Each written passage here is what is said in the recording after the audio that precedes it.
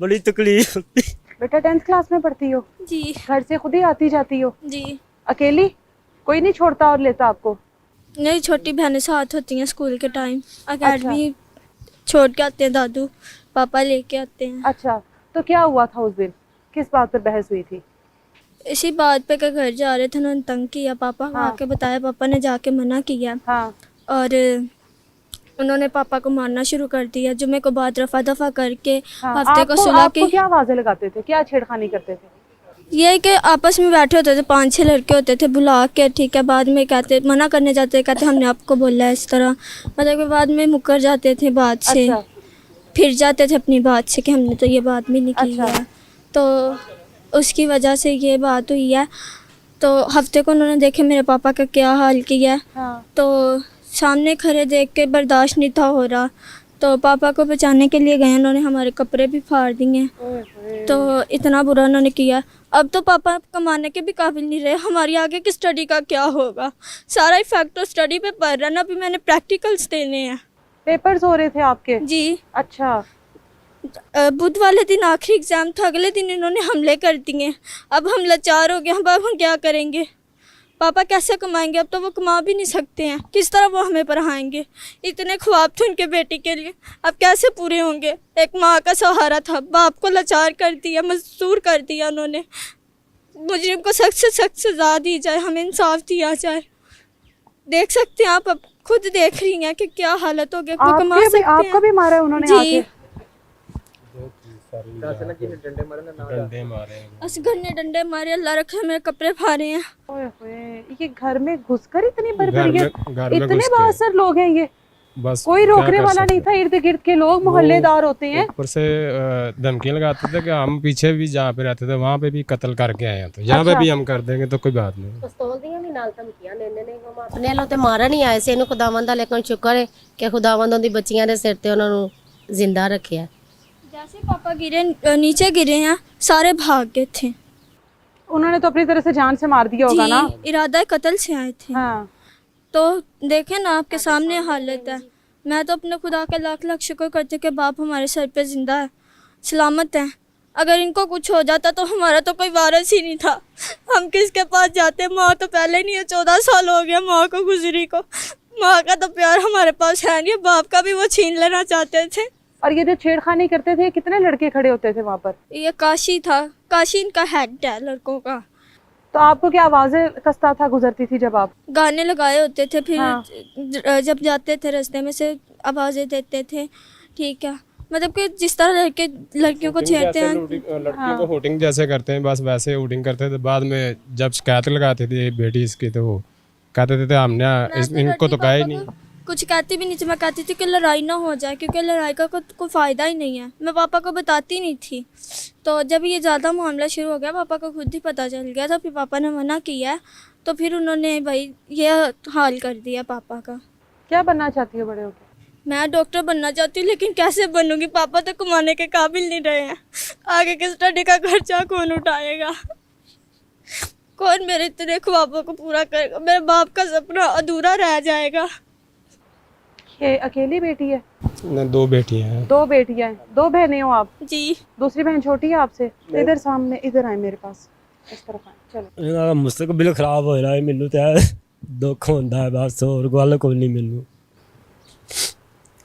ਜਿਹੜੇ ਬਾਕੀ ਧਮਕੀਆਂ ਦਿੰਦੇ ਨੇ ਨਾ ਪਿਸਤੌਲ ਦੀਆਂ, ਲੇਕਿਨ ਵੰਡਾ ਇਹਨਾਂ ਨੂੰ ਇਹ ਵੀ ਕਹਿਣਾ ਕਿ ਸਾਨੂੰ ਦੱਸੋ ਕਿਉਂ ਦਿੰਦੇ ਨੇ ਇੰਜ ਦੀਆਂ ਧਮਕੀਆਂ। ਆਪਣੇ ਵੱਲੋਂ ਤੁਹਾਨੂੰ ਮਾਰਨ ਹੀ ਆਏ ਸੀ, ਲੇਕਿਨ ਇਹ ਵੇਖ ਕੇ ਪਿਸਤੌਲ ਵੀ ਉਹਨੂੰ ਵਹਾਉਂਦੇ ਆ, ਮਾਰ ਕੇ ਹੀ ਸੁੱਟ ਗਏ ਸੀ। खुदावंद का शुक्र है कि अपने बच्चियां दे सिर ते आओ। क्या क्या चीजें थी उनके पास जब आए हैं यहाँ पर? साथ हो जाए थोड़ा सा। जब आए हैं क्या क्या चीजें मारने के लिए लेकर आए हैं? ਬਾਜੀ ਉਹਨਾਂ ਕੋਲ ਡੰਡੇ ਸੀ, ਛੁਰੀਆਂ ਸਨ, ਪਤਾ ਨਹੀਂ ਹੋਰ ਕੀ ਕੀ ਚੀਜ਼ਾਂ ਸੀ। ਕੋਈ ਟੋਕੇ ਵਾਲੇ ਬੈਲਟ, ਪੱਠੇ ਕੁਤਰਨ ਵਾਲਾ ਟੋਕਾ ਹੁੰਦਾ ਹੈ, ਉਹ ਬੈਲਟ ਸਨ। ਆਵੇ ਇਹਦੇ ਲੱਕ 'ਚ ਨਿਸ਼ਾਨ ਹੈ। क्या ये जिबा करने के लिए? बस ठीक है, जिबा करने के लिए आए थे इन्हां नू? ए कुल्हाड़ियां, टोके, दातरियां ਇਹਨੂੰ ਤਾਂ ਫੜ ਕੇ ਇਸ ਤਰ੍ਹਾਂ ਕੀਤਾ ਸਾਨੇ। हाँ। 3-4 ਜਣਿਆਂ ਨੇ, अच्छा। ਤੇ 2 ਜਣੇ ਛੁਰੀਆਂ ਮਾਰਨ ਤੇ ਸਨ। ਇਸ ਤਰ੍ਹਾਂ ਖਿੱਚ ਕੇ ਮਾਰੀ, ਇਸ ਤਰ੍ਹਾਂ ਇੰਜ ਕਰ ਦਿੱਤੀ। ਇਹ ਫਿਰ ਜਦੋਂ ਡਿੱਗਾ ਮੇਰੇ ਕੋਲ ਨਹੀਂ ਸੰਭਲਿਆ ਗਿਆ, ਮੈਂ ਫਿਰ ਪਿੱਛੇ ਫੋਨ ਕੀਤਾ ਬਹੁ ਮਨੀਰ ਸਾਹਿਬ ਨੂੰ। ਮੈਂ ਉਹਨੂੰ ਫੋਨ ਕੀਤਾ, ਮੈਂ ਕਿਹਾ ਭਾਜੀ ਆ ਵੇਖ ਲਓ ਕੀ ਬਣ। ਫਿਰ ਉਹ ਆਏ ਇਹਦੇ ਇਸ ਤਰ੍ਹਾਂ ਪਿਆਜ ਚੌੜਾ ਹੋ ਗਿਆ। ओए होए ਦੱਸੋ ਕੀ ਕਰ ਸਕਦੇ ਅਸੀਂ, ਸਾਡਾ ਤਾਂ ਕੋਈ ਹਾਲ ਨਹੀਂ ਇਹਨਾਂ ਨਾਲ। ਅਸੀਂ ਤਾਂ ਇਹੋ ਜਿਹੀ ਕਹਾਂਗੇ ਕਿ ਇਹਨਾਂ ਨੂੰ ਚੰਗੀ ਤਰ੍ਹਾਂ ਸਜ਼ਾ ਦਿੱਤੀ ਜਾਵੇ, ਚੰਗੀ ਟਿਕਾ ਕੇ ਦਿੱਤੀ ਜਾਵੇ, ਇਹਨਾਂ ਨੂੰ ਅਕਲ ਆਵੇ ਕਿ ਵੀ ਇਸ ਤਰ੍ਹਾਂ ਨਹੀਂ ਕਰਨਾ ਕਿਸੇ ਨਾਲ। घर में कितने लोग थे आप लोग? ਅਸੀਂ ਸਿਰਫ ਉਸ ਦਿਨ ਇੱਕ ਇਹ ਸੀ ਤੇ ਇੱਕ ਮੈਂ ਸਾਂ, ਇੱਕ ਇਹਦੀ ਦਾਦੀ, ਇੱਕ ਇਹ ਸੀ ਤੇ ਛੋਟੀ ਇਹਦੀ ਭੈਣ, ਛੋਟੀ ਇਹਦੀ ਤੋਂ। ਇਹਨਾਂ ਦੀ ਦਾਦੀ ਨੂੰ ਮਾਰਨੇ ਨਹੀਂ ਛੱਡੇ, ਜਾ ਕੇ ਵੇਖਿਆ ਜਾ ਸਾਰੇ ਨਿਸ਼ਾਨ ਪਏ ਨੇ ਉਹਦੇ। मतलब डंडिया औरतों को भी मारा है, वो सब नु बच्ची जी, को भी सबको मारा है। ਇੱਟਾਂ ਰੋੜੇ कपड़े ਮਾਰਨੇ फाड़े ਸ਼ੁਰੂ हैं। ਕਰ ਦਿੱਤੇ। ਇਹ ਕਮ ਸੇ ਕਮ ਵੀ 22 ਲੋਕ ਲਾਏ ਨੇ, ਯਕਦਮ ਹੀ ਆਏ ਨੇ ਜਿਵੇਂ ਬਾਰਿਸ਼ ਆ ਜਾਂਦੀ ਹੈ। ਉਸੇ ਤਿੰਨਾਂ ਚੌਂ ਜਣਿਆਂ ਦਾ ਕੀ ਬਣਦਾ ਹੈ?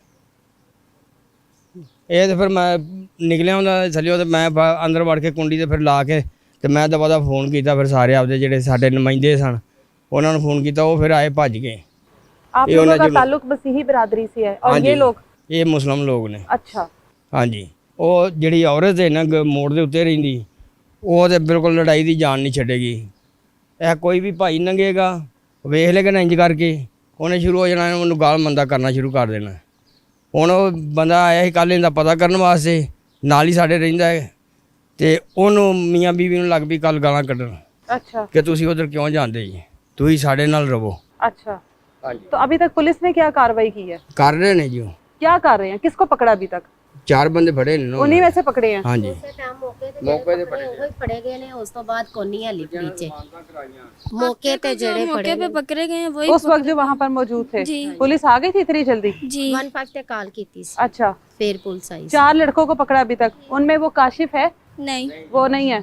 मरकजी तो वो है ना, मेन तो वो है ना मुद्दा सारा जिसकी वजह से ये काम शुरू हुआ। जी घर में और कितनी औरतें हैं जो? ਕਾਸ਼ੀ ਨੇ ਲੇਕਿਨ ਬਾਜੀ ਇਹ ਵੀ ਕਿਹਾ ਸੀ ਕਿ ਤੁਸੀਂ ਇਹਨੂੰ ਬਚਾਣਾ, ਅਸੀਂ ਇਹਨੂੰ ਮਾਰਨਾ, ਤੁਸੀਂ ਇਹਨੂੰ ਬਚਾਣਾ। किसको बचाना है?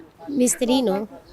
अच्छा, किसको कहा था उसने ये? ਮੈਨੂੰ ਇਹ ਗੱਲ ਕੀਤੀ ਸੀ, ਕਹਿੰਦਾ ਇਹਨੂੰ ਹੁਣ ਬਚਾ ਕੇ ਵਹਾਣਾ ਕਿ ਮੈਂ हमने ਕਿਹਾ इसको खुदा मारना है, बचाए। तुम लोग बचाओ इसको। हाँ जी। अच्छा, और जो आपके घर में औरतें वगैरह वो भी इस टाइम जख्मी है, सबको मारा हुआ है? हाँ जी, घर से ज़्यादा जो था वही जख्मी है, क्या छोटा है क्या बुजुर्ग है क्या जवान है, सबको मारा हुआ है। छोटी है, वो काफ़ी छोटी है, तो तकरीबन 4 साल छोटी है। अच्छा, तो उसको भी उन्होंने मारा था ऐसे ही, नीचे गिरा दिया। ये कोई इतनी बड़ी बात तो नहीं थी। बच्ची भी आपकी, तंग भी उसको कर रहे हैं, आवाजें भी उसको लगा रहे हैं, और बस रोका वो- आप लोगों ने, और रोकना कोई इतना बड़ा मसला तो नहीं है।